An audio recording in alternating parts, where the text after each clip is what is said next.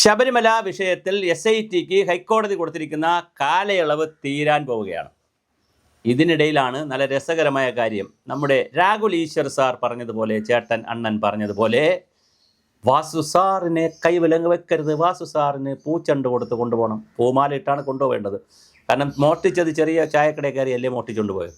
പിന്നെ അത് കഴിഞ്ഞ് പത്മകുമാർ അണ്ണൻ്റെ കുടുംബപരമായിട്ട് മോഷണവും പല കഥകളുണ്ട്, വേറെ ഓരോ കഥകളുണ്ട്, നമ്മളെ പല വീഡിയോസും ചെയ്തിട്ടുണ്ട്. ഞാൻ അങ്ങോട്ട് പോകുന്നില്ല, മരിച്ചുപോയ തലമുറയെക്കുറിച്ചൊന്നും പറഞ്ഞു പോകണം, ശരിയല്ല. എന്തായാലും പത്മകുമാർ അണ്ണനെ ഒരു കാരണവശാലും വിലങ്ങ് വയ്ക്കരുത്. പത്മകുമാർ സാറിന് വിലങ്ങ് വയ്ക്കരുത്. അദ്ദേഹത്തിന് വിലങ്ങ് അലർജിയാണ്, അദ്ദേഹത്തിന് ഈ സ്കിന്നിൻ്റെ അലർജി ഉണ്ട്. ഒരു കാരണവശാലും അദ്ദേഹത്തെ വിലങ്ങ് വയ്ക്കരുതെന്ന് ഡയറക്ഷനും കൊടുത്തു.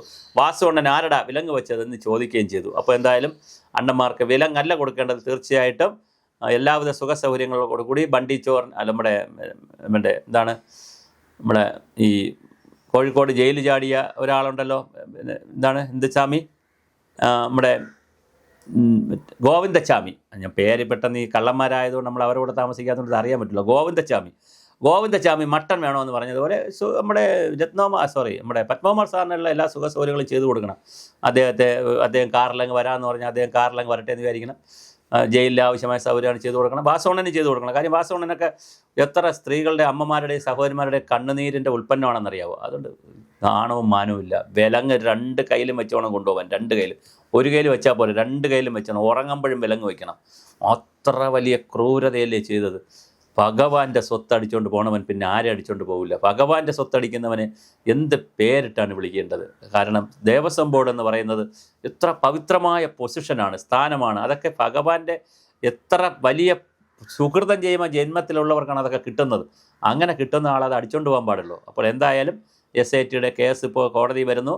അതിനിടയിൽ കടകംപള്ളി സുരേന്ദ്രൻ്റെ അടുത്ത് വരെ എത്തിയിട്ടുണ്ട്. പക്ഷേ പത്മകുമാറാണ് അറസ്റ്റ്. പിന്നെ കടകംപള്ളി സുരേന്ദ്രനിലേക്ക് പോകണം, പിന്നെ പ്രശാന്തിലേക്ക് പോകണം, ജയകുമാറിലേക്ക് പോകണം, ജയറാമിലേക്ക് പോകണം, പിന്നെ വീരമണിയിലേക്ക് പോകണം, പിന്നെ വാസവനിലെ മൊഴിയെടുക്കണം. ഇങ്ങനെ ഇത് പറക്കണം. ഇതിങ്ങനെ ഒത്തിരി പേരെ കിട്ടാനുണ്ട്. അപ്പോൾ അതുകൊണ്ട് തീർച്ചയായിട്ടും കോടതിയിൽ SIT സമയം ചോദിക്കാനാണ് സാധ്യതയുള്ളത്. എന്തായാലും പ്രൈമറി റിപ്പോർട്ട് കൊടുത്തല്ലേ കഴിയുള്ളൂ.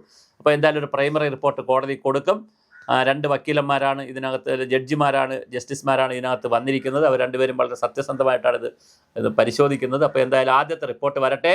അപ്പോഴാണ് കള്ളന്മാർ, തന്ത്രി അടക്കമുള്ള മുഴുവൻ ആളുകളുടെയും തെറ്റും ശരിയും നന്മയും തിന്മയും എല്ലാം പിടിക്കപ്പെടുന്നത്. അത് കഴിഞ്ഞിട്ട് നമുക്ക് ബാക്കി പറയാം. ഫസ്റ്റ് റിപ്പോർട്ട് വരട്ടെ. അത് വളരെ അടുത്ത ദിവസങ്ങളിൽ തന്നെ ഫസ്റ്റ് റിപ്പോർട്ട് കൊടുക്കും. ഡിസംബർ 3-ന് അതിൻ്റെ ആദ്യത്തെ ഒരു ഓർഡറും ഒക്കെ വരാൻ സാധ്യതയുണ്ട്. അപ്പോൾ ഡിസംബർ മാസം കൊള്ളാം. ഡിസംബർ 1-ന് DA കുറിച്ചുള്ള ഓർഡർ വരും. ഹൈക്കോടതിയിലെ ഉത്തരവ് വരാൻ കിടക്കുന്നു. ഡിസംബർ 3-ന് ഇതുമായി ബന്ധപ്പെട്ടത് കിടക്കുന്നു. ശബരിമല ഡിസംബർ 8-ന് ദിലീപിൻ്റെ കേസ് വരാൻ കിടക്കുന്നു. അപ്പോൾ ഡിസംബർ മാസം മലയാളിക്ക് ഈ ഹൈക്കോടതിയുമായി ബന്ധപ്പെടുത്തിയിട്ടുള്ള നല്ല ഓർഡർ വരാൻ ഉള്ളൊരു സാഹചര്യമാണ്. എല്ലാവരുടെ കണ്ണുകളും കാതുമെല്ലാം ഹൈക്കോടതിയിലേക്ക് തിരിച്ചു വയ്ക്കുക.